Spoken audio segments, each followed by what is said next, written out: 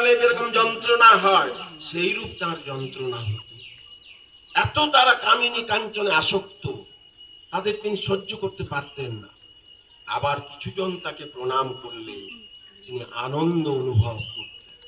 যারা শুদ্ধ সত্তা, যাদের মধ্যে শুদ্ধ সত্তা চৈতন্য আছে, তাদের তিনি খুব ভালোবাসতেন। তিনি ভক্তের হৃদয় বুঝতে পারতেন যে কোন ভক্তের হৃদয়ে কি আছে, কার মধ্যে বেশি কামনা বাসনা আছে, কার মধ্যে কামনা বাসনার লেশ মাত্র নেই। তো সেই রূপ আমাদের, আমরা তো সেই পোড়া মাটির মতো হয়ে গেছি। সংসার করতে গিয়ে করতে করতে আমরা সেই পোড়া মাটি হয়ে গেছি, আর আমাদের অন্য রূপ দেওয়া যাবে না। তাই বলছেন যে যে যে রূপে আছো, ঠাকুরের দিকে এগোতে গেলে একটু কষ্ট করতে হবে। কারণ এতদিন তো সংসার করলে, এবার সংসার ছেড়ে তোমার যে পরগতি কি হবে তার জন্য একটু চিন্তা কর। আজকে আমরা পূর্ব সৌভাগ্যের বলে মনুষ্য দেহ ধারণ করেছি। মনুষ্য দেহ ধারণ করে যদি ঈশ্বর চিন্তা না করতে পারি, ঈশ্বরের দিকে যদি না এগোতে পারি, তাহলে আমরা এই মনুষ্য জন্ম গ্রহণ করে আমাদের কিছুই ফল হলো না।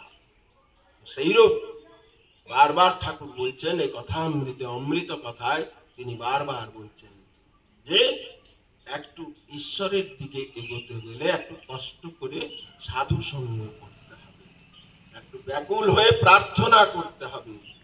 গীতায় আছে, অনন্যাস চিন্তয় মাং যে জনা পার্যুপাসতে তেষাং নিত্যাভিযুক্তানাং যোগক্ষেমং বহম।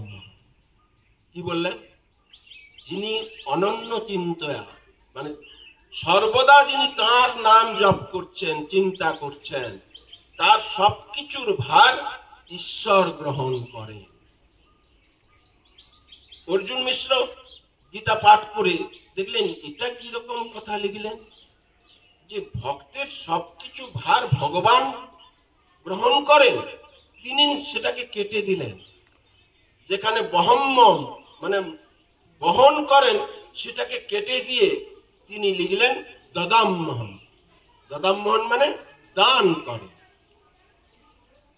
তো পরের দিন এটা রাত্রে করেছেন, পরের দিন গঙ্গা স্নান করতে গেছেন। শুদ্ধ সত্তা, তিনি খুব শুদ্ধ ব্রাহ্মণ ছিলেন। গঙ্গা স্নান না করে তিনি, আহ্নিক না করে তিনি অন্ন গ্রহণ করতেন না। তিনি গঙ্গা স্নানে গেছেন, বাড়িতে তার আহার্য বস্তু কিছু নেই। এলে যে তিনি কি খাবেন, তার স্ত্রী তার জন্য একেবারে ভাবনা চিন্তায় মগ্ন, যে উনি গঙ্গা স্নান করে এলে তার পাতে আমি কি দেব। দেখলেন দুজন ছেলে, একজন কৃষ্ণবর্ণ আর একজন শ্যামবর্ণ আর একজন গৌরবর্ণ। দুজন ছেলে দুটো মাথায় ঝুড়ি নিয়ে তার বাড়িতে এসেছেন। কি নিয়ে এসেছেন? নানাদি রকম খাদ্য দ্রব্য, আহার্য পানীয় সবকিছু নিয়ে পৌঁছেছেন। দেখছেন তাদের বুকে রক্ত ঝরঝর করে পড়ছে। তো তার গৃহিণী বলছেন, বাবা তোমরা কোথায় এসেছো? না, তোমার স্বামীর আহার্য কিছু নেই, তাই আমরা সবকিছু আহার্য তোমার বাড়িতে নিয়ে এসেছি। না, তোমাদের বুকে রক্ত ঝরঝর করে পড়ছে কেন? না, এটিও কিন্তু তোমার স্বামী আমাদের করেছেন, আমাদের আঘাত করেছেন। তখন তিনি খুবই মর্মাহত হলেন। যারা আমাদের আহার্য পানীয় সবকিছু আমাদের জন্য নিয়ে আসছেন, আর আমার স্বামী তাদের এরকম ক্ষতচিহ্ন করে দিয়েছেন, এই বলে তিনি খুবই মর্মাহত হয়ে আছেন। তো তারা দিয়ে সঙ্গে সঙ্গে সেখান থেকে চলে গেছে। তিনি কি করলেন, তার স্বামীর জন্য যা কিছু বানানোর বানিয়ে রাখলেন। এবারে অর্জুন মিশ্র এসেছেন, গঙ্গা স্নান করে এসেছেন, আসন পেতে দিয়েছেন। পেতে দেওয়ার পরে তিনি তো জানেন যে আহার্য বস্তু কিছু বিয়েতে নেই। যখন এইসব আহার্য বস্তু তার স্ত্রী তাকে দিচ্ছেন, তিনি অবাক হয়ে যাচ্ছেন, বলছেন এগুলো কোত্থেকে এলো? না, আপনি তো পাঠিয়েছেন, দুজন ছেলে এসেছিল, সবকিছু নিয়ে দুটো ঝুড়িতে তারা দিয়ে গেছে। কিন্তু একটি কথা বলবো, তারা আমাদের জন্য এত কিছু নিয়ে এলো, আর আপনি তাদের বুকে আঘাত করেছেন, ঝরঝর করে রক্ত পড়ছে।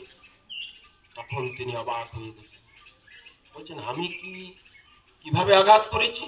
সঙ্গে সঙ্গে তিনি গিয়ে গীতার সেই নবম অধ্যায়ের 22 শ্লোকটাতে দেখছেন যে যেখানে তিনি কেটে দিয়েছিলেন লাল কালিতে যে বহম্মম আছে, সেখানে দদাম্মহম লিখে দিয়েছিলেন, সেখানে এক ফোঁটা রক্ত লেগে আছে। তখন তিনি চিন্তামগ্ন করলেন যে আমি কি করেছি। গীতা স্বয়ং ভগবানের মুখ নিঃসৃত বাণী, সেটাকে আমি কেটে দিয়ে আমার কথা লিখে দিয়েছি।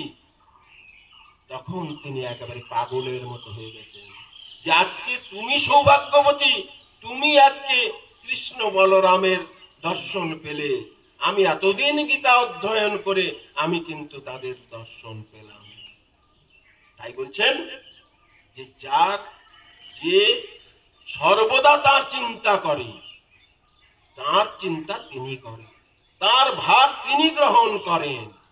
তখনই তিনি আবার সে কেটে সেটাকে বহম্মহম লিখলেন যে যে ভক্ত সর্বদা তার চিন্তা করে, তার ভার সবকিছু তিনি বহন করেন। এই হচ্ছেন ভগবান।